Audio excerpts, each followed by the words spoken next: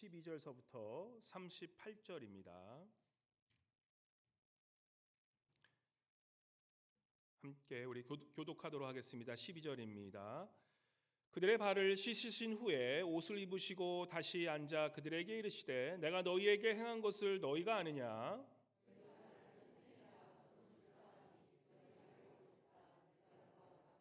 내가 주와 또는 선생이 되어 너희 발을 씻었으니 너희도 서로 발을 씻어주는 것이 옳으니라.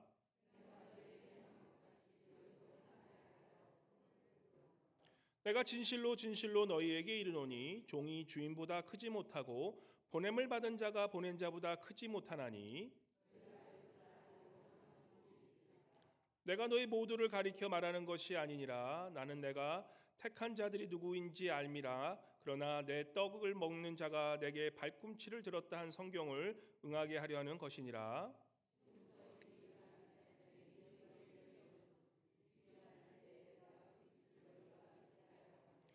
내가 진실로 진실로 너에게 이르노니 내가 보낸 자를 영접하는 자는 나를 영접하는 것이요 나를 영접하는 자는 나를 보내신 이를 영접하는 것이니라.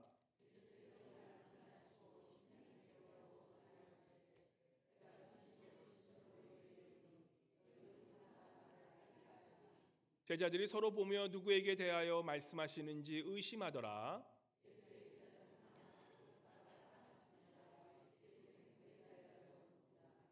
시몬 베드로가 머리짓을 하여 말하되 말씀하신 자가 누구인지 말하라 하니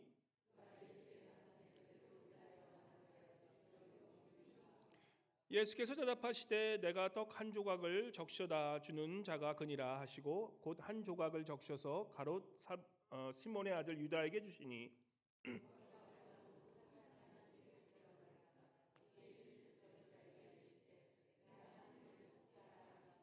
이 말씀을 무슨 뜻으로 하셨는지 그 앉은 자 중에 아는 자가 없고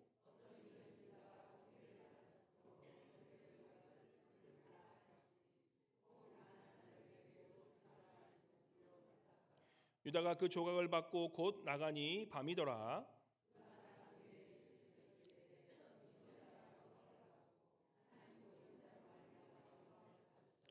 만약 하나님이 그로 말미암아 영광을 받으셨으면 하나님도 자기로 말미암아 그에게 영광을 주시리니 곧 주시리라.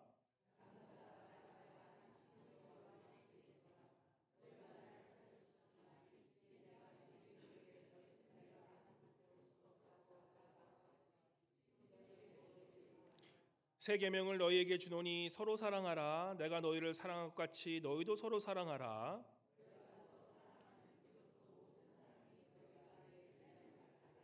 시몬 베드로가 이르되 주여 어디로 가시나이까? 예수께서 대답하시되 내가 가는 곳에 내가 지금은 따라올 수 없으나 후에는 따라오리라.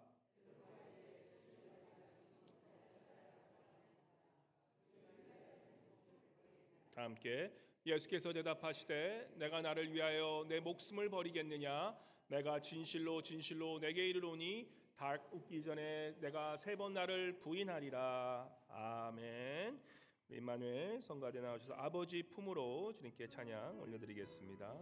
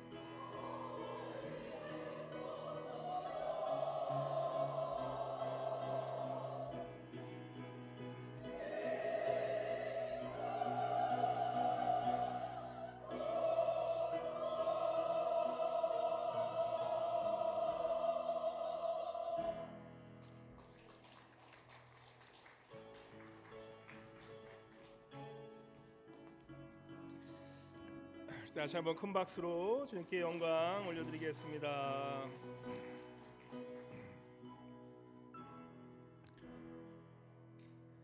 할렐루야. 오늘 우리 대강절 둘째 주입니다. 대강절 첫째 주는 우리 예수님이 오신 것을 소망하는 그런 것을 기념하기 위해서 이렇게 첫 번째 촛불이 켜지고, 둘째 주는 그 촛불의 의미는 기쁨입니다. 감사예요. 기쁨과 감사. 예수 그리스도께서 오시고, 그죠? 그 십자가 은혜에 우리가 기뻐하며 감사하는 것, 그것이 참된 신앙인의 모습이죠. 그래서 오늘 우리 나온 모든 성도님 우리와 함께 보시면서 우리 한번 이렇게 인사해 볼까요? 당신을 보니 기쁩니다. 감사합니다. 우리 한번 이렇게 인사해 보겠습니다. 당신을 보니 기쁩니다. 감사합니다. 감사합니다. 예, 할렐루야. 이 감사라는 말을 하면 정말 능력이 나옵니다. 예, 힘이 나와요. 저도 아침에 딱 일어나서 가끔 이제 나도 모르게 이렇게 막 푸념이 나올 때가 있지 않습니까? 그때 싸우는 거예요. 오늘도 이렇게 또한 잠 잘 자게 해서 감사합니다. 그냥 그 심플한 그 순간에 감사하면 내 안에서 막 몸에서 힘이 나는 걸 느껴져요. 그래서 우리가 다시 한번 일주일 동안 한 번도 감사하지 못한 분들 없을까요? 있을까요? 좀 있는 것 같아요. 그래서 우리 다시 한번 이 시간에라도 우리 한번 습관이 돼야 됩니다. 감사는 습관이에요. 그래서 우리 옆에 분 보시면서 정말 너무 감사합니다라고 한번 인사하겠습니다. 하여튼 하여튼 기도도 습관이고 우리 감사도 습관이에요. 감사가 습관이 되면 그냥 기뻐지고, 감사하면 그냥 기뻐지지 않습니까? 그 기쁨이에요. 우리 지난주 우리 섬김에 대해서 이야기했습니다. 우리 예수님께서 이제 베드로의 발을 씻으시면서 8절과 9절에 이렇게 말씀하십니다. 베드로가 이르되 내 발을 절대로 씻지 못하시리다. 예수께서 대답하시되 내가 너를 씻어주지 아니하면 내가 나와 상관이 없느니라. 그러니까 베드로가 이르되 주여 내 발뿐 아니라 손과 머리도 씻어주옵소서. 그래서 이 주님께서 이제는 베드로에게 그분에게 발을 씻어주시면서 내가 너의 발을 씻어주지 않으면 너와 내가 상관이 없다라고 말씀하십니다. 그죠? 이 말씀은 굉장히 의미가 있죠. 우리 오랜 신앙 생활을 했지만 가끔 내가 예수님께서 나의 발을 씻겨 주셨나라는 그런 의문을 갖고 있으면서 신앙생활 하신 분들이 있습니다. 그죠? 과연 주님께서 나의 발을 씻겨 주셨나라고 생각하는 그 의미가 무엇인지, 또한 과연 나는 우리 주님께서 말씀하신 것처럼 다른 사람의 발을 씻겨주고 살아가는지 내가 한번 생각해 봐야 된다는 의미입니다. 왜냐하면 주님께서 강하게 말씀하시더니요, 내가 너의 발을 씻어주지 않으면 너와 내가 상관이 없다라고 말씀하세요. 우리가 임직식 때마다 이 장로님, 권사님 우리 임직하실 때 저와 제 아내가 이게 발을 씻어주십니다. 근데 그 발을 씻었을 때 이 발을 씻는 자나 씻김을 받는 자나 모두에게 알게 모르는 그러한 이 의미로 다가집니다. 그죠? 내가 가리고 싶은 그 발을 누군가 나의 발을 씻어주는 그러한 이 예식을 통해서 나도 모르게 그것을 알게 돼요. 과연 왜 이분이 나를 발을 씻겨주실까라고 하는 그런 의미로 다가오죠. 우리 예수님께서도 지금 이 세족식을 하시면서 그 발을 씻겨주시는 그 의미도 중요하지만 그 때가, 시기가 굉장히 중요하죠. 예수님께서 이 제자들 발을 씻겨주신 것은 십자가에서 자신의 몸을, 자신을 그 속죄물로 드리기 위한 속량제물로 드리기 전 바로 목요일이었으니까 이제는 3일밖에 남지 않은, 며칠밖에 남지 않은 그러한 상황에서 예수님께서는 하루 전에, 이틀 전이죠. 그 세족식을 해주시는 거예요. 그래서 마지막 시간, 예수께서 이 땅에 공생의 사역을 하시고 이제는 십자가에 죽으시기 바로 그 시간에 우리 제자들의 발을 씻기시면서 그 예식을 행했던 걸 우리가 생각하면서 우리가 오늘 이 발을 씻기는 그 의미가 무엇인지 세 가지만 나누면서 우리 함께 은혜 나누는 시간 되시기를 바랍니다. 첫 번째, 우리가 발을 씻기는 그 의미, 우리가 뭐 생각하지 않아도, 그죠? 발을 씻긴다는 것은 섬김의 의미입니다. 14절, 15절 말씀 우리 같이 읽어볼까요? 우리 말씀 14절과 15절 말씀 우리 같이 읽도록 하겠습니다. 시작.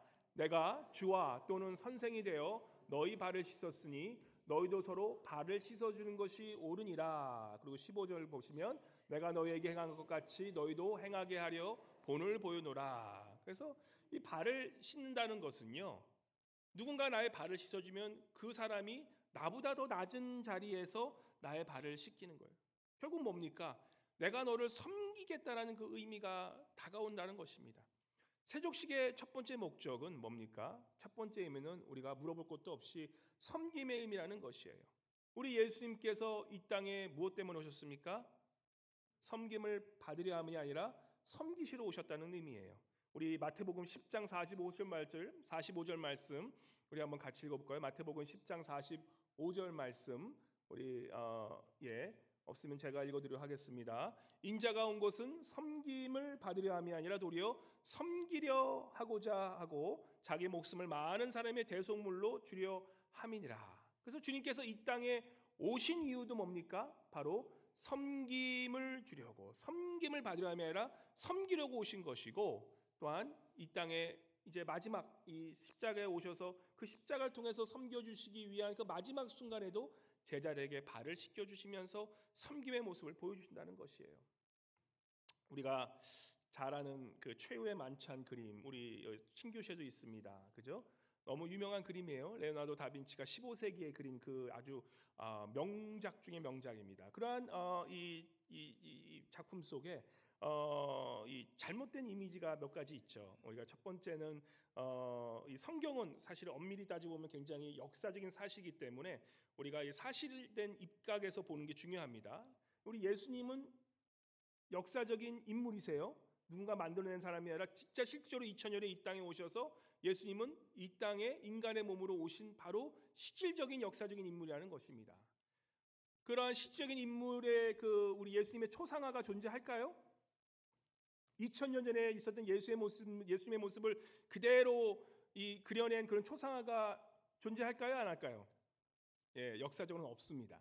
사실은 없어요. 그래서 우리가 보는 예수님의 그림은 15세기 이탈리안 그러한 작가들이 자신의 상상 속에 그린 예수님의 얼굴이에요. 그래서 예수님의 얼굴을 많은 경우 그 당시 이탈리안 자신들의 문명에서 볼 수 있는 이탈리안 유러피안 얼굴로 그려놓은 거예요. 사실은 그렇지 않죠. 어떤 한국 교회 가 보니까 예수님을 갓을 쓴 한국 사람의 얼굴을 그려놓으신 그런 그림도 있어요.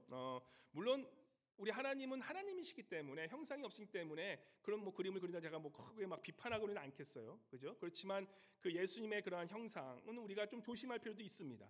우리가 보는 많은 그런 예수님의 초상화는 사실은 실제적인 그런 예수님의 모습이 아니라는 것을 우리가 알아야 돼요.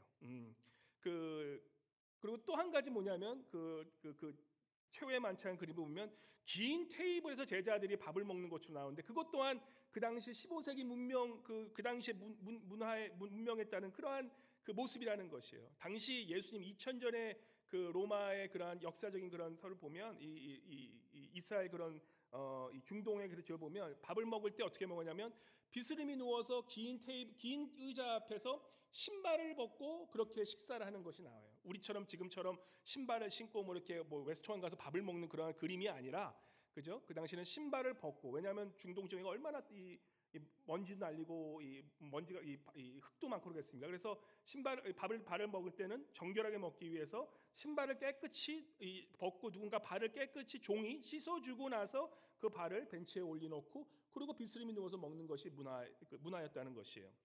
그래서 이 제자들의 그런 우리 이 모습을 상상해 볼 때 제자들이 모였습니다. 아마 종이 없었던 것 같아요. 그냥 누가 종인가 누가 발을 씻어줘야 되는데 누군가가 나의 발을 씻어주는 것이 관습인데 누군가 나를 발을 씻어주겠지라고 서로 눈치 보는 눈치 싸움이 지금 벌어진 거예요. 그 당시에.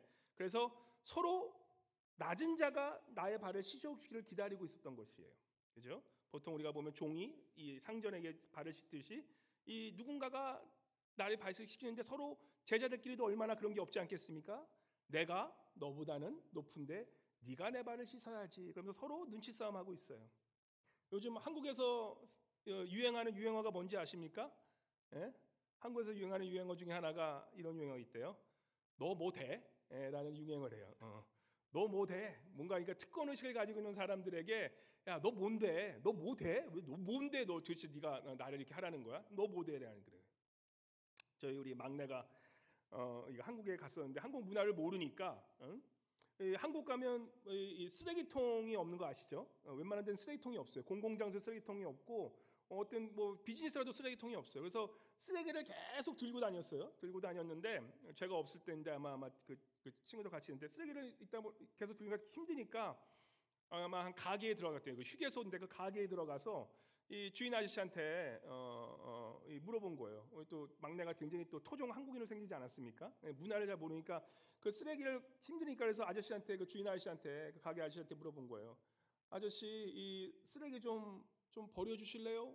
하는데 그 주인 입장에서는 아니 한국 이 완전히 꼬리안처럼 생긴 이 녀석이 와가지고 쓰레기를 버리라니까 아저씨가 뭐라고 했겠습니까? 예? 아주 명언을 하십니다 그분이. 예. 그분이 그런 거예요. 아저씨 쓰레기 좀 버려주세요. 하니까 빤히 보면서 내가 왜 그렇게 하셨다는 거예요. 이 막내는 몰라요. 왜 좀 버려주시지? 미국 문화는 이게 버려달라면 버려주잖아요, 그죠? 오케이 버려주는데 그래서 다시 물어봤대요. 저 이거 쓰레기 좀 버려주세요. 좀 하니까 그 아저씨가 약간 정색을 하면서 뭐라고 그랬습니까? 내가 왜? 응? 그리고 이제 한 번 더. 뭐 이 눈치가 눈치를 채야 되는데 좀 눈치를 채서 다시 한번 쓰레기 좀 버려주세요. 불쌍한 얼굴을 하니까 그분이 어떻게 하십니까? 웬만하면 버려줄 텐데 참 그분도 아마 가게 장사가 돼서 좀 똥줄이 탔나 봐. 열받는데 어린애가 와가지고 자기 쓰레기 버리려니까 그분이 마지막으로 합니다. 내가 왜? 그러면서 쫓아냈어요. 아이가 이 한국 문화에 대한 충격이 왔나 봐요. 그러고 나서 계속 그 얘기를 하는 거예요. 내가 왜? 내가 왜? 내가 왜? 저는 그 울림이 굉장히 저에게 마음속에 울려 퍼졌습니다. 우리 모두가 사실 그렇게 살고 있지 않습니까? 내가 왜 이걸 해야 되는데? 내가 왜 너를 위해서 이걸 해야 되는데? 내가 왜 너를 위해 쓰레기를 버려줘야 되는데? 우리 모두는 다 그러고 산다는 거예요. 그분의 문제가 아니라 여러분과 제 모두가 도대체 누군가 나를 필요할 때 내가 왜 그렇게 살아가는 우리의 모습이 아닌지 모릅니다. 우리 사실 이 순간에 지금 이 본문에서도 서로 제자들끼리 그러는 거예요. 내가 왜 너의 발을 씻고 있냐? 네가 나의 발을 씻어야지. 서로 눈치 싸움이고 있는데 우리 주님께서 어떻게 하십니까? 조용히 그냥 그 자리에서 일어서서 이제는 우리 주님께서 어떻게 하십니까? 4절에 보니까 저녁 사시는 자리에 일어나 겉옷을 벗으시고 수건을 가져다가 허리에 두르시고 이에 대하여 물을 떠서 제자들의 발을 씻으시는 장면이 나오는 거예요. 모든 사람이 내가 왜 너의 발을 씻냐라고 그렇게 질문할 때 우리 주님께서는 스스로 일어나셔서 자신의 그런 겉옷을 버리시고 제자들의 발을 씻겨주시는 그 장면이에요. 얼마나 제자들이 사실 좀 마음에 찔렸겠습니까? 그죠? 아니 이건 지금 내가 씻어도 부족할 판에 서로 눈치 깨는데 우리 주님께서 나의 발을 씻어주다니 뭔가 이 자신의 그런 허를 탁 찔린 그런 느낌이었을 거예요. 그러면서 6절에 시몬 베드로에게 이렇게 말씀하시죠. 시몬 베드로에게 이르시되 베드로가 이르되 주여 주께서 내 발을 씻으시나이까 하니까 예수께서 대답하되 내가 하는 것을 내가 지금은 알지 못하나 이후에는 알리라라고 말씀하시는 거예요. 하나님의 나라는 어떤 나라입니까? 하나님의 나라는 높은 자가 낮은 자를 섬기는 나라예요. 하나님의 나라는 어떤 나라입니까? 섬기는 자가 높은 자가 되는 나라예요. 세상의 이치와는 정반대로 하나님의 나라는 낮은 사람이 높은 사람에게 이렇게 하는 것이 아니라 높은 자가 이미 가진 자가 이미 깨달은 자가 이미 내가 아는 자가 그 낮은 자를 섬겨주는 나라, 그게 하나님의 나라라는 것이에요. 그리고 주님께서 말씀하십니다. 지금은 내가 알지 못하지만 나중에는 알리라. 우리가 이 발 씻음의 그러한 예식을 말씀 들 때마다 우리는 섬김에 대해서는 많이 들었어요. 근데 사실 그 주님께서 그 말씀하신 그 핵심은 뭐냐? 내가 나중에 내가 너를 왜 발을 씻기냐 아시라는 그 의미는 뭡니까? 이 주님께서 이제는 그렇게 제자에게 발을 씻기신 후에 어떻게 하십니까? 이제는 십자가로 가시죠. 가장 낮은 자리로 가세요. 십자가에서 그들의 우리의 생명을 위해서 우리의 죄를 위해서 십자가에 가실 그 날을 제자들은 모르지만 주님께서는 아셨다는 거예요. 거기에 참된 의미가 있는 것이에요. 바로 자신의 며칠 후 자신의 권리를 포기하고 높은 자로 온 왕이신 그 예수님께서 가장 낮은 자로 가실 그 의미를 이 발을 씻기면서 그 의미를 알게 해주셨다는 거예요. 우리 이번 주에 바울 서신을 배우죠. 성경 통독하는데 참 좋아요. 바울 서신 읽으면. 바울 서신 우리 빌립보서 4장 5절에 옥중 서신 이렇게 얘기하지 않습니까? 빌립보서 4장 5절 말씀 우리 한번 같이 읽어볼까요? 빌립보서 4장 5절, 6절, 7절, 8절 말씀 우리 같이 읽도록 하겠습니다. 빌립보서 4장 제가 읽어드릴게요. 빌립보서 2장이나 죄송합니다. 빌립보서 2장인데 이런 말씀입니다. 빌립보서 2장 5절부터 8절 말씀. 너희 안에 이 마음을 품으라. 곧 예수 그리스도의 마음이니 그는 근본 하나님의 본체시나 하나님과 동등됨을 취할 것으로 여기지 아니하시고 오히려 자기를 비워 종의 형체를 가지사 사람들과 같이 되셨고 사람의 모양으로 나타나사 자기를 낮추시고 죽기까지 복종하였으니 곧 십자가에 죽으심이라. 그래서 우리 예수 그리스도의 마음은 어떤 마음이냐라고 했을 때 그의 예수의 마음은 어떤 마음입니까? 근본 하나님의 본체이신 그 예수님께서 하나님과의 동등함을 취하지 않으시고 종의 형체를 가지사 사람들과 같이 내려지셨다는 거예요. 그리고 자기를 낮추기까지 복종하셨는데 곧 십자가에 죽으심이라. 우리 주님께서 그 발을 씻으신 그 의미는 무엇이냐면 바로 겸손의 자리를 우리에게 가르치시는 거예요. 겸손을 가르치는데 그 겸손이 어느 겸손이냐? 바로 내가 가진 그 권리까지 기쁜 마음으로 포기하고 가는 마음. 바로 그것이 겸손의 모습이라는 것이에요. 주님께서 제자에게 가르치시는 그 마음은 내가 이제는 십자가에 가는 그 모습을 보여주시면서 내가 십자가에 가는 그 길은 어떤 길이냐? 하나님이신 그분이 정말 낮아질 때까지 낮아지는 그 모습을 제자들에게 보여주시고 제자들도 그렇게 살기를 원하셨다는 것이에요. 16절에 그렇게 말씀하시죠. 오늘 본문 말씀 내가 우리 16절과 17절 말씀 같이 읽어볼까요? 시작. 내가 진실로 너희에게 이르노니 종이 주인보다 크지 못하고 보냄을 받은 자가 보낸 자보다 크지 못하나니 너희가 이것을 알고 행하면 복이 있으리라. 그죠? 종이 주인보다 크지 못하고 보냄을 받은 자가 보냄보다 크지 못하나니 우리가 이 주님이 하셨던 것처럼 그러한 종의 모습으로 그렇게 서로의 발을 씻기면 그것이 복이 있더라. 섬기는 자가 복이 있다라고 그렇게 말씀하시는 것입니다.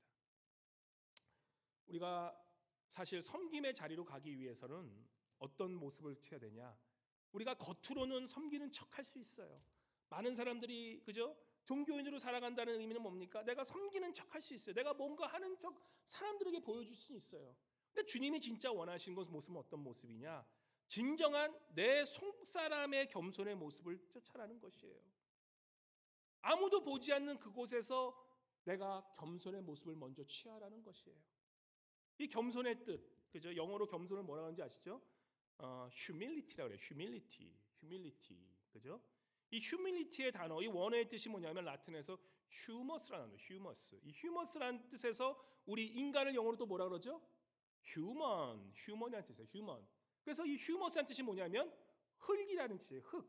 라틴어로 흙이라는 뜻입니다. 그래서 humility는 흙으로 돌아간다는 것이에요. 우리 인간을 왜 human이야 그러냐? 우리 사람은 뭘로 지어졌다고요? 흙으로 지어졌다는 것이에요. 영어로 우리가 human이라는 것은 사람은 흙으로 지어졌고 흙으로 돌아간다는 의미라는 것이에요. 실질적으로 우리가 죽고 나서 우리의 뼈 이런 것들이 다 이제는 사가져서 그것을 이 과학적으로 이 케미칼적으로 이걸 하면 99.8%가 다 흙으로 돌아가는 그러한 우리의 물질 상태라고 합니다. 우리는 흙으로 만들어졌다는 것을 깨달아야 되는 것이에요. 그래서 참담 겸손은 뭐냐면 우리 그 단어 하나만 이해해도 우리가 겸손해질 수 있는 것이에요. 우리는 뭐냐? 사실 흙에서 나와서 흙으로 갈 사람이라는 것이에요.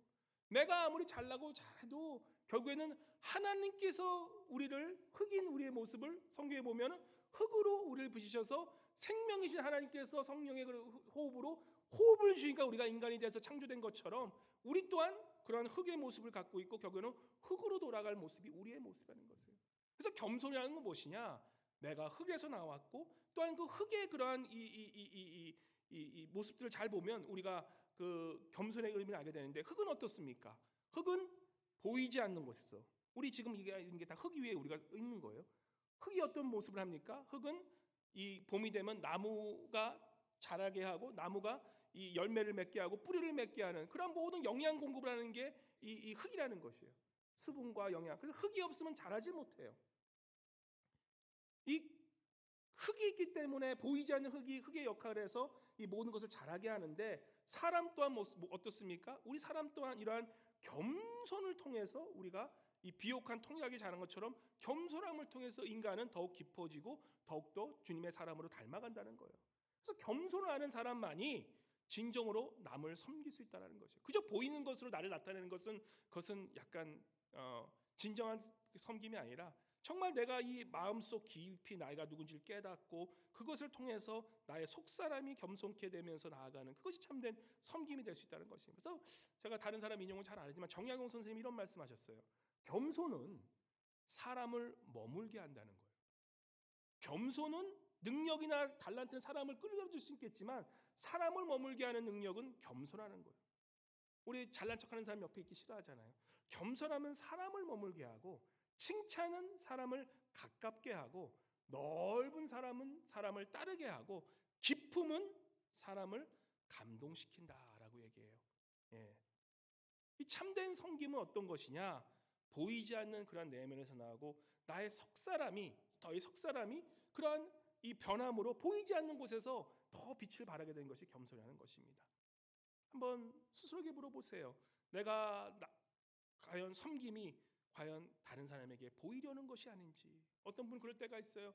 목사님 좀 내가 이렇게 잘하는데 좀 칭찬 좀 많이 해주세요. 그죠? 물론 칭찬하는 거 좋습니다. 하지만 우리 신앙인들의 궁극적인 우리의 이 섬김은 누구한테 칭찬받기 위함입니까? 하나님께, 당연히 하나님께 칭찬받은 것이죠. 우리 사람들에게 박수 한번 맞고 내가 인정받고 그 끝내실래? 아니면 하나님께 나중에 인정받아 하나님 앞에 쓸 때 나중에 그 면류관 상급을 받으실래요? 스스로에게 물어보시기 바랍니다. 우리는 당연히 주님 앞에 나올 때 주님께 그 섬김을 통해서 우리가 상급을 받는 것을 바라고 나가야지 보이는 것에 대해서 우리가 그렇게 할 필요가 없다는 것입니다.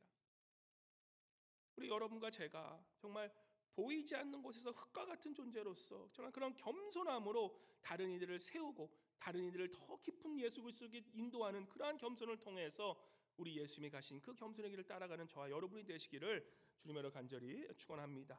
그리고 세 번째, 마지막으로 주님께서 제자들의 발을 씻으심은요, 섬김도 있고 또한 겸손의 의미도 있지만 가장 중요한 주님의 그러한 새로운 사명을 주시는 그러한 순간이라는 것입니다. 예수님께서 우리에게 지상 사명을 주셨어요, 그죠? 성령의 권능을 받아서 그죠? 우리가 이 예루살렘과 온 유대와 사마리아 땅 끝까지로 우리 내 증인이 되라는 그 지상 사명도 있지만 사실 제자들에게 주신 첫 번째 사명은 오늘 본문에 나오는 사명이에요. 보이는 사명, 우리가 무슨가 해서 하는 그런 사명이 아니라 주님께서 내 내면으로 먼저 주시는 그 사명인데 그 사명이 오늘 본문 말씀에 나오는 것입니다. 어떠한 사명이냐? 이 최후의 만찬 사건은 목요일에 있었던 사건이에요. 목요일을 우리가 라틴어로 Maundy Thursday, 영어로 Maundy Thursday. 이 Maundy라는 뜻이 라틴어로 뭐냐면 Mandatum이라고 해서 Mandatum에서 이것은 계명이라는 뜻이에요.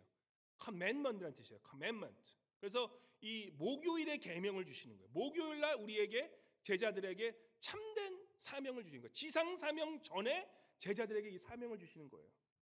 새로운 법을 주시고 새로운 사명을 주시면서 사실 이 제자들에게 이제는 주님께서 자신이 십자가 죽고 이제 마지막 그런 유언식으로 말씀하시면서 이 제자들에게 너희는 이제 이렇게 살아라라고 그렇게 권면뿐만 아니라 이 명령을 주시는 거예요. 마치 전쟁에 나가는 이 군사들이 그 전쟁에 나가기 전에 마지막으로 이 장군이 너는 이렇게 가서 전쟁하자라고 그런 사명을 주는 것처럼 깃발을 사명을 주는 것처럼 제자들에게 울림의 사명을 주신 거예요. 속삼에 대한 사명을 주시는 거예요. 그게 무슨 말씀이냐? 34절에 나오죠. 귀한 말씀이에요. 34절 말씀 우리 같이 한번 읽어볼까요? 주님께서 주시는 그 제자들에게는 새 사명이 무엇이냐? 34절과 35절 같이 읽도록 하겠습니다. 시작. 새 계명을 너희에게 주노니 서로 사랑하라. 내가 너희를 사랑한 것 같이 너희도 서로 사랑하라. 너희가 서로 사랑하면 이로써 모든 사람이 내 제자인 줄 알겠노라. 우리가 이 교회에서 그죠? 이 교회에서 정말 교회가 교회되는 것은 바로 우리 모두가 주신 그 사랑을 통해서만 알 수 있다는 것입니다. 지난주 목장 모임에 잠깐 제가 갔었는데 그 목장 모임에서 한 분이 요즘 한국에서 이 인기 있는 드라마 아마 끝났는데 김부장에 대한 그런 드라마가 요즘 아주 인기가 있었다 그럽니다. 예, 저도 좀 아는 척하느라고 김부장 나도 한다고. 김부장 그거 오사카에서 먹방하는 그 마츠다 김 부장 아니냐 그러니까 저를 좀 이상하게 보더니만 그리고 나중에 보니까 그 JTBC에서 한 김 부장 그 제목이 뭐냐면 서울 자가의 대기업 다니는 김 부장 이야기라는 그 드라마를 말씀하셨던 것입니다. 아마 여기 계신 분들은 아무도 도대체 목사님 무슨 얘기를 하시는지 전혀 공감을 못 하시는데 이 김 부장이란 그 드라마가 굉장히 히트를 쳤는데 뭐 아마 조용히 아마 좀 매니아를 중심으로 히트를 친 것 같아요. 막 시청률이 막 3-40% 나오는 그런 건 아니라 한 10% 미만인데 많은 그런 뉴스나 한국 신문에 보면은 그 김 부장 이야기가 많이 나요. 그만큼 사람들이 그 김 부장 이야기를 굉장히 공감하고 또 이 사회에 울려 퍼진 그런 울림이 많이 컸던 것 같아요. 그래서 12부작밖에 안 돼서 저도 잠깐 틈틈이 좀 이렇게 봤는데 드라마 정말 잘 만들었다고요. 어쩜 이 세상의 지금 가치관, 우리가 성경에서 나오는 그런 가치관, 이를 반대하는 그러한 이 세상에 정반되는 그런 세상의 가치관을 너무나 잘 드러낸. 우리가 교회 안에서 생각하는 거는 이런 세속적인 가치관이 교회에 들어가지 않도록 분별하는 게 중요해요. 그래서 이 교회가 세상처럼 되지 않기 위해서. 근데 이 세상의 가치를 너무나 현실적으로 잘 얘기해줘요. 저도 이 목사라 그런지 드라마는 그런 대기업을 그린 그림인데 자꾸 요즘 현대교회랑 자꾸 이렇게 맞물려지더라고요. 어떤 교회 가 보니까 어떤 분이 그러시더라고요. 목사님이 명함을 깠는데 목사님 그 타이틀이 CEO 패스터 누구누구 그리고 부목사는 CFO 뭐 이런 식으로 했다는데 아예 대놓고 아예 자기는 기업이다라고 이렇게 얘기하고 다니는 그런 교회가 많아요. 교회는 절대 그렇지 않습니다. 교회는 절대 그러면 안 돼요. 근데 이 드라마 짧게 제가 설명해드리면 내용 말씀해드리면 이게 또 보실 분도 계시 너무 말씀드리면 또 재미없어 하시니까. 근데 이 내용이 이런 내용이에요. 류승룡이라고 아주 명품 배우입니다. 류승룡하고 명세빈이라고 아주 옛날에 유명했던 그런 배우가 있어서 아주 훌륭한 연기 아주 잘하는 사람들인데 이 김 부장의 삶이 어떤 사람이냐면 어렸을 때부터 비교당하면서 형하고 맨날 비교당하면서 경쟁에 가장 치열한 경쟁 속에 살면서 이제는 그 한국의 그러한 이 성공 패턴을 따라서 이 좋은 대학 나와서 이제 대기업에 승진해서 이제는 부장까지 됐어요. 그래서 부장이 됐으니까 이제 서울에 자가도 사고 부장 돼서 얼마나 이러면서 다니겠습니까? 근데 자신의 삶은 치열한 그런 경쟁사 속에서 지금 이제 임원이 되고 상무가 되지 않으면 이제 잘려나가는 그러한 상황 속에서 결국에는 그 상무가 되기 위해서는 이 비인격적인 그러한 일을 행해야지만 상무에 올라갈 수 있는 그러한 이 갈등 속에서 이제는 결국에는 지방 경제를 쫓겨나고 결국은 자의반 타의반으로 회사에 사표를 내는 그런 과정을 보게 돼요. 그래서 자신이 평생 열심히 공부하고 열심히 살고 열심히 그렇게 일을 해서 서울에 자가도 있고 이제는 이 부장의 타이틀도 달았지만 결국은 직장이라는 것은 어떤 거냐? 세상은 어떤 가치관이냐? 서로가 서로를 이용하고 이용당하는 것.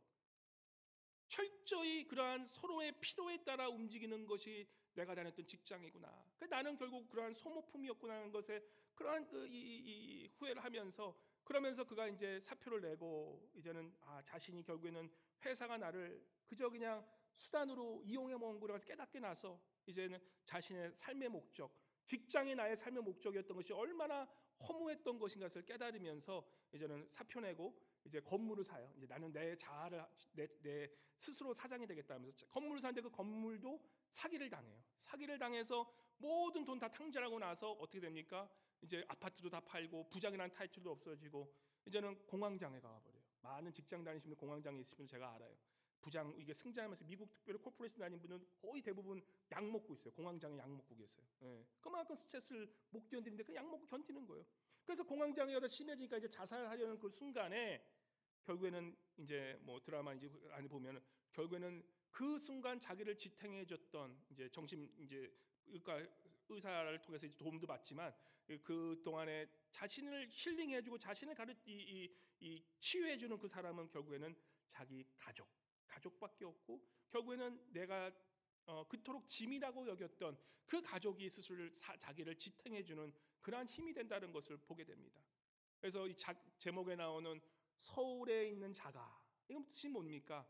결국 많은 사람들이 그 돈을 위해서 살아가죠. 또 이 대기업의 부장이라는 건 뭐예요? 내 명예예요, 명예.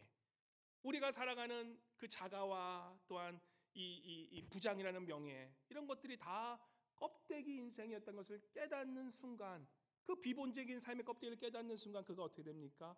이제는 삶의 본질을 알게 돼요. 그래서 김 부장과 그 아내가 마지막 드라마 참 멋있게 끝나요.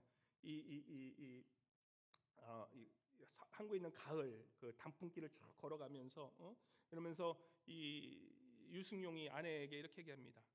남편이 아내에게 당신은 왜 이렇게 사랑스럽냐라고 그렇게 그래요. 그러니까 이제 부인이 남편을 보면서 야, 너는 왜 이렇게 짠하냐? 그러면서 서로가 서로에게 불쌍하고 긍휼한 마음, 그게 사랑 아닙니까? 서로를 긍휼하게 여기면서 야, 너는 사랑스러워, 나도 너 보니까 사랑하고 짠하다. 그러면서 드라마가 멋지게 끝나는, 참 이게 마음에 울림을 주는 그 휴먼 드라마예요. 휴먼 드라마. 근데 이 드라마도 허무해요. 끝나고 나면, 왜냐하면 휴먼 드라마예요. 흙으로 떨어지는 드라마이기 때문에 마지막 드라마에 나오더라고. 뭐라고 나오냐면 결국 끝은 그렇게 끝나요. 밥 먹자라고 끝나요. 야, 이러니까 밥 먹자라 끝나요. 결국에는 인간 세계는 다 밥 먹자 끝나는 거예요. 생존으로. 근데 우리 믿는 자는 거기서 머물면 안 되죠. 그죠? 이게 드라마는 드라마일 뿐이에요. 성경은 우리 신앙생활을 뭐라 그럽니까? 교회 생활을 뭐라 그럽니까? 이 로마서 14장 17절에, 그죠? 세상 사람들은 그 끝은 밥 먹고 끝나는 거지만 하나님의 나라에 속한 우리 하나님의 백성들은 어떤 모습을 살아가냐? 14장 17절 같이 읽어볼까요? 시작. 하나님의 나라는 먹는 것과 마시는 것이 아니요 오직 성령 안에 있는 의와 평강과 희락이라. 하나님의 나라는 우리 가족의 사랑도 포함되고 모든 사랑도 포함되지만 인간이 생각하는 그런 먹고 마시는 것에 태양제줄 것, 오히려 그것을 넘어서 이제는 성령 안에 있는 의와 평강과 희락이다라고 이렇게 하는 것입니다. 사실 그래서 이 세상 드라마도 이 본질은 사랑이라는 것을 알려주시죠. 교회의 본질은 무엇일까? 교회에서 섬김이란 무엇일까라고 했을 때, 교회는 세상 직장처럼 서로의 필요에 따라 서로를 그렇게 이용하고 이용당하는 그런 조직은 아니라는 것이에요. 교회는 무엇입니까? 교회는 그리스도신 예수 그리스도께서 먼저 본이 되셔서 이 땅에 섬기러 오시고, 또한 그 겸손한 모습을 취하셔서 십자가의 죽으심으로 그러한 사랑의 완전한 모습을 보여주셨기에 우리가 그러한 예수 그리스도를 본받아 그리스도가 주시는 그 떡과 그분이 주시는 그러한 이 잔을 함께 나누며 그 사랑의 잔을 나누는, 그것이 우리 신앙 공동체라는 것입니다. 신앙 공동체에서는 우리가 먹고 마시는 것도 중요하지만 육적인 먹고 마심을 뛰어넘어 드라마는 거기서 멈추지만 신앙 공동체는 뭡니까? 우리는 영적인 말씀, 영적인 음식인 말씀과 영적인 소업인 기도를 하면서 우리가 그 모든 것 하나님의 나라를 이뤄가는 것이 교회라는 것이에요. 그래서 교회 안에서는 먹고 마시는 것도 중요하지만 뭐가 더 중요합니까? 성령 안에서 서로 말씀을 먹이고 서로 기도해주고 서로 진정한 그리스도의 사랑으로 모인 곳이 바로 교회 공동체라는 것입니다. 참 어제 이런 말씀 묵상하면서 성도님 한 분이 이 전화가 오셔서 그런 말씀하시자고, 자신이 여태까지는 늘 섬김을 받는 자리만 있었다는 거예요. 자기가 요즘 고민하면서 기도해 보니까 내가 여태까지 평생 신앙생활했는데 나는 그저 섬기는 것만 익숙해져서 그저 섬김 받는 것만 익숙해져서 내가 그냥 절대로 섬기는 자리는 안 올라가려고 했는데 목사님 이제는 제가 섬기는 자리에 올라가야 될 것 같아요. 그렇게 말씀해서 얼마나 이 목사로서 참 마음이 감사한지요. 물론 어떤 분들은 그저 나를 섬겨라고 하시는 분이 있지만 또 어떤 분들은 그렇게 섬김의 자로 자기가 나아야겠다는 그런 마음을 가지는 그 모습, 얼마나 귀한 모습인지 모릅니다. 오늘 34절 말씀, 세겜을 너에게 주니 서로 사랑하라, 내가 너를 사랑같이 너희도 서로 사랑하라 라고, 그 말씀은 우리가 이 땅에 있는 주님이 주시는 그런 먹고 마시는 복을 누릴 뿐만 아니라 서로에게 영적인 떡과 영적인 그런 잔과 또한 서로를 사랑하므로 서로 나누는 그런 모습, 그것이 우리의 모습이 된다는 것입니다. 왜 그렇게 해야 되냐라고 했을 때 35절에 나오죠. 너희가 서로 사랑하면 모든 사람이 너희가 제자인 줄 아노라. 그 다른 말씀 뭐냐면 교회가 교회되고 교회가 세상 사람들이 교회인 줄 아는, 교회가 이 세상의 빛이 되고 교회가 이 세상의 소금이 되고 교회가 이 세상의 높은 그러한 사람들이 보는 소망이 되기 위해서는 바로 어떤 것이 있어야 된다고요? 세상이 없는 것. 지난주에 말씀드렸지만 세상은 어떻습니까? 지금 초코파이 하나 먹었다고 고소당하는 지금 세상, 그런 각박한 세상이 지금 우리가 있는 세상에서 우리는 뭐니까 초코파이뿐만 아니라 초코파이 10박스도 우리가 무료로 나눠줄 수 있는 그러한 사랑, 그러한 사랑으로 인해 모든 사람들이 교회가 너희가 내 참된 제자이고 너희가 참된 교회임을 알 것이다 라고 얘기하는 것입니다. 교회의 본질은 그 어떠한 기업이나 무슨 뭐 이런 세상에 돌아가는 그러한 조직하고는 완전히 다른 것이에요. 완전히 다르다는 것이에요. 그 기법부터 다른 거예요. 세상에 있는 기업적인 가치 교회에 들어올 생각도 하지 마세요. 누가 어떤 무식한 사람이 교회에 자꾸 세상 가치를 대표하면 그거는 아닙시다. 분별하고 살아야 돼요. 교회의 본질은 뭡니까? 사랑으로 시작해서 사랑으로 끝나는 거예요. 사랑을 시켜서 이 안에 있는 사랑을 통해서 그 사랑이 밖으로 흘러나감으로 사람들은 교회를 보게 되고 그 빛과 소금을 보게 되는 것입니다. 한번 스스로에게 자문하시기 바랍니다.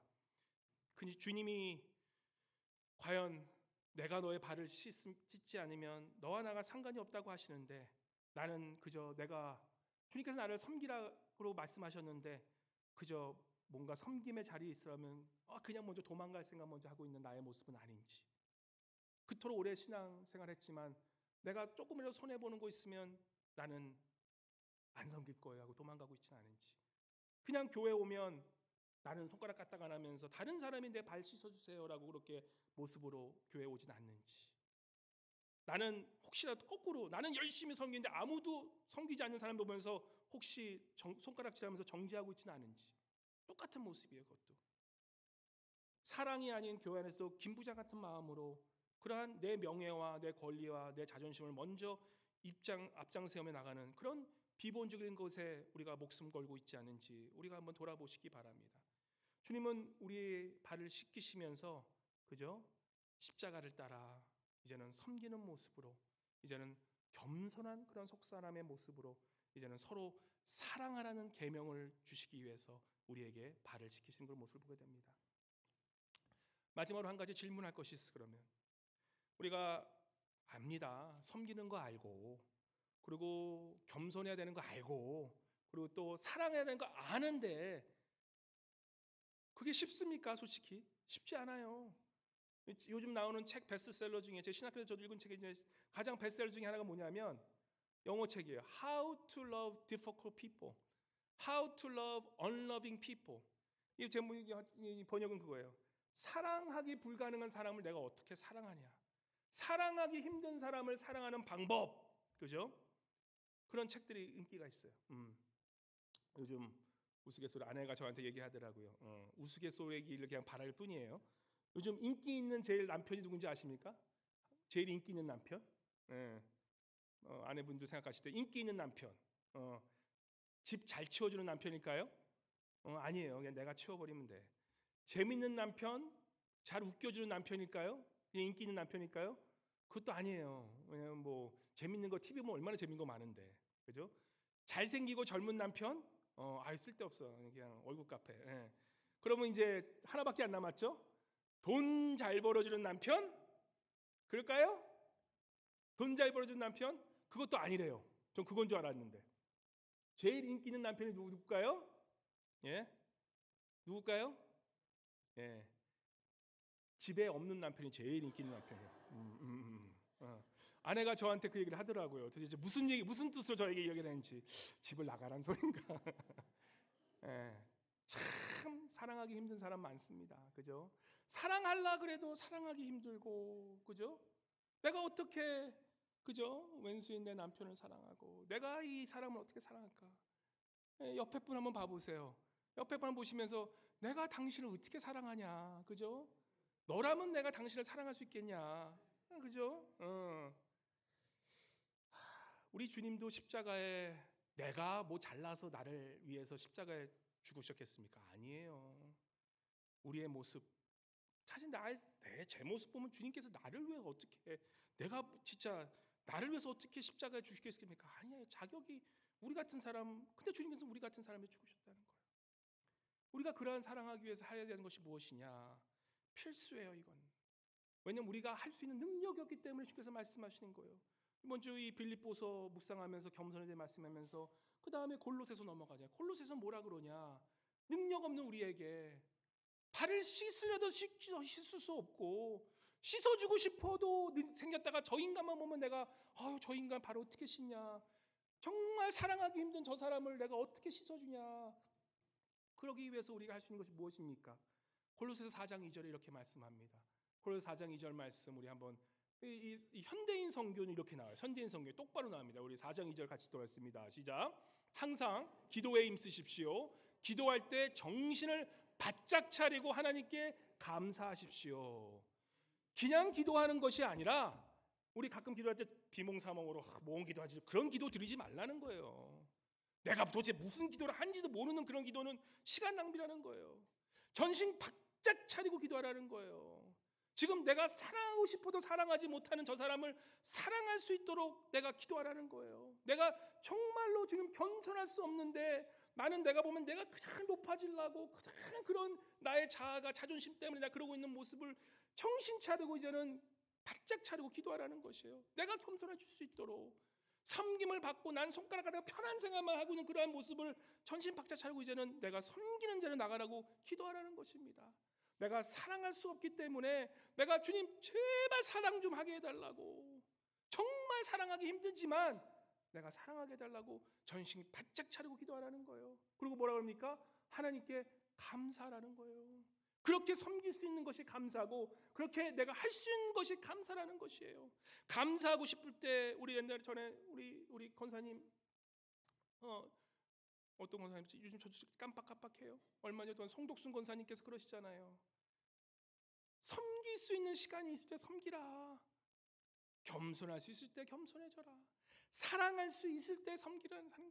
그 시간이 나에게 언제 올지, 시간이 언제 올지 모르기 때문에 시간을 아끼면서 그렇게 섬기라는 것이 말씀입니다. 사랑하는 성도 여러분, 우리가 정말 기도할 때 땅의 것만 보던 것을 이제는 하늘을 보고 기도하면서 하나님께, 주님 나의 정말 이 부족한 이 모습 이제 겸손케 도와주시고, 이제는 정말 사랑의 자로 나갈수록 기도할 때에 이 기도는 어떻습니까? 기도는 주님과의 친밀함이라는 것이에요. 내가 기도할 때 우리 주님께서 나의 발을 씻기는 그런 모습을 보여주실 거예요. 우리 주님께서 우리에게 기도하라는 말씀은 뭐냐면, 바로 그 기도만을 통해서, 기도만이 바로 내가 주님과 친밀해질 수 있는 그러한 유일한 공간이기 때문이라는 것입니다. 그래서 기도하는 것이 결국은 우리 주님이 나의 발을 씻겨주는 그 장소가 된다는 것이에요. 그래서 그 기도할 때, 그죠? 세 가지, 이번 주에 한번 기도할 때 이 세 가지를 위해서 좀 기도하기 바랍니다. 뭐라고요? 섬길 수 있도록, 겸손할 수 있도록, 그리고 또 사랑할 수 있도록. 사랑하는 성도 여러분, 2025년도 몇 주 남았을까요? 3주밖에 안 남았어요. 시간이 왜 이렇게 빨리 가는지. 이제는 유종의 미를 거둘 그런 시간이 다가옵니다. 불이 다른 것에 신경 쓰지 마시고 이제는 기도의 자리로 나아가세요. 저희가 내년에 1월 2일, 3일은 특별 새벽 기도 할 거라고 그래요. 요즘 기도하는 게 좀 너무 좀 나태해지신 것 같아. 그래서 제가 웬만하면 새벽 기도 깨우셔서, 불면증 맨날 컴플레인 하셔가지고 내가 새벽은 안 깨우고 싶은데 좀 깨워서 기도하셔야 될 것 같아. 그래서 이번 1월 1주는 안 합니다. 대신 1월 1일은 쉬지만 2일, 3일은 저희가 새벽 기도, 특별 새벽 기도로 우리가 전 성도 한 분 기도하기 원해요. 그때 기도할 때 사랑을 위해서, 2026년도 새해는 내가 더욱더 사랑의 자리로, 더욱더 섬김의 자리로 나가줘서 그렇게 기도하는 것을 위해서 미리 준비하시기 바랍니다. 그래서 이제는 그것을 위해서 또 이 얼마 남지 않은 시간 우리가 기도로 나아가실 때에 우리 주님이 그 하신 말씀, 내가 너의 발을 씻어주지 않으면 너와 내와 상관이 없다라는 그 말씀을 통해서 우리가 정말 마음을 깨달으면서 섬김의 장소, 겸손의 장소, 또한 사랑의 그러한 자리로 나아가는 저와 여러분 모든 분 되시기를 주님으로 간절히 축원합니다. 우리 이 시간 잠깐 기도하고 나아갈 때요, 우리 마음속 깊이, 주님 내가 기도합니다. 주님, 우리 주님께서 나를 위해 그 십자가에 나가신 것처럼 주님, 내 삶 속에 주님 겸손의 자리로, 섬김의 자리로, 사랑의 자리로 나아갈 수 있도록 나를 도와달라고 그렇게 우리 간절히 주님께 기도 올려드려 하겠습니다. 기도하겠습니다. 할렐루야. 좋으신 하나님 아버지 감사합니다. 아버지, 이 시간 주님 앞에 나아갑니다. 주께서 우리의 발을 씻기신 그 습관을 주님 기억하게 도와주시옵소서. 주님, 그러한 주님의 자리로 나아가게 도와주시고, 아버지 나를 것처럼 나 또한 그러한 섬김의 자리, 아버지 나 또한 그러한 겸손의 자리, 또한 나 또한 그러한 사랑의 자리로 나갈 수 있도록 기도로 나아가는 주의 성도들 모두 되어줄 수 있도록 주님 함께하여 주시옵소서. 주님 감사합니다. 주님 도와주시옵소서. 할렐루야. 좋으신 하나님 아버지 감사합니다. 주님 우리의 발을 씻겨주신 그 예수님을 때 위에 감사드리고 아버지 우리 또한 그 예수님이 발을 씻겨주신 것처럼 우리도 우리의 이웃을 발을 씻기고 나아가는 그런 우리 모두가 될 수 있도록 이 시간 함께하여 주시옵소서. 감사드리며 살아계신 주 예수 그리스도 이름으로 기도드리옵나이다.